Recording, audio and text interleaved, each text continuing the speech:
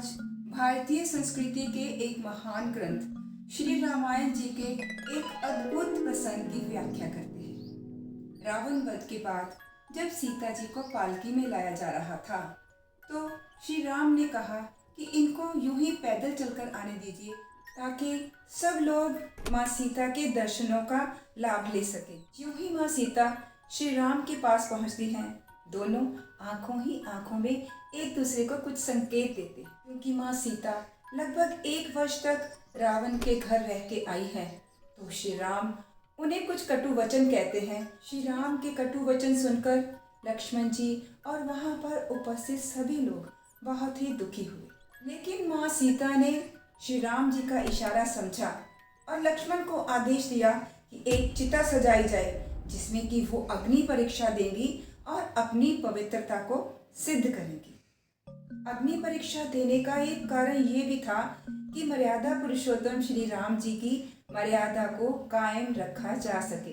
तो माँ सीता के आदेश पर बड़े ही दुखी मन से लक्ष्मण ने चिता सजाई। लक्ष्मण के चिता सजाने के बाद ज्यों ही ये प्रसंग आगे बढ़ता है, माँ सीता ज्यों ही अग्नि में प्रवेश करने लगती हैं तो हम सब दुखी हो जाते हैं, हम सब हैरान हो जाते हैं कि माँ सीता की अग्नि परीक्षा क्यों। तो चलिए आज एवी आम वीक हास्य में इस भ्रम को दूर करते हैं कि माँ सीता की कोई अग्नि परीक्षा भी हुई थी।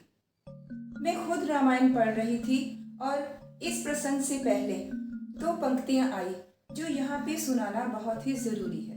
वो पंक्तियां हैं, सीता प्रथम अनल मह राखी प्रकट की निचह अंतर साखी। ये पंक्तियां हमें प्रसंग में थोड़ा सा पीछे लेकर जाती हैं। जब सीता माता के अपहरण का समय था तो श्री राम जी ने माँ को आग्रह किया कि वो अग्नि में प्रवेश कर जाएं और अपनी छाया को इधर छोड़ जाएं। ये भगवान की लीला थी कि उन्होंने असली सीता माता को रावण के पास नहीं जाने दिया बल्कि उनकी एक मायावी छवि को रावण के पास जाने दिया। अब इस प्रसंग में आगे बढ़ते हैं। माँ सीता बड़ी ही निर्भयता से प्रचंड अग्नि में प्रवेश कर गई और उन्होंने अग्निदेव से प्रार्थना की कि अगर उन्होंने श्री राम के अलावा किसी और के बारे में सोचा भी हो तो आप मुझे जलाकर राख कर दें और अगर मैं पवित्र हूँ तो आप चंदन की तरह शीतल हो जाओ। अब अग्नि में प्रवेश के बाद इस प्रचंड अग्नि में माता सीता का प्रतिबिंब समा गया और अग्निदेव ने वास्तविक सीता माता को श्री राम को सौंप दिया। तब माँ सीता श्री राम के बाएं भाग में सुशोभित हो गई। देवताओं ने आसमान से फूल बरसाए, डंके बजने लगे, किन्नर गीत गाने लगे और अप्सराएं नाचने लगी। तुलसी रामायण में इस अलौकिक दृश्य की बहुत ही सुंदर प्रस्तुति की गई है। ये तो बस श्री राम की एक लीला थी क्योंकि रावण के पापों का अंत करना था और रावण के पास वास्तविक सीता माँ नहीं गई थी बल्कि उनकी मायावी छवि गई थी।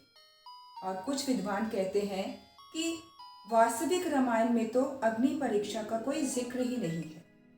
तो ये मंत्र मुग्ध करने वाला प्रसंग सीता माता की पवित्रता का और उनकी नारी शक्ति का प्रतीक है। तो अब ये भ्रम अपने मन से निकाल दीजिए कि श्री राम ने माता सीता की पवित्रता को सिद्ध करने के लिए कोई अग्नि परीक्षा भी ली थी।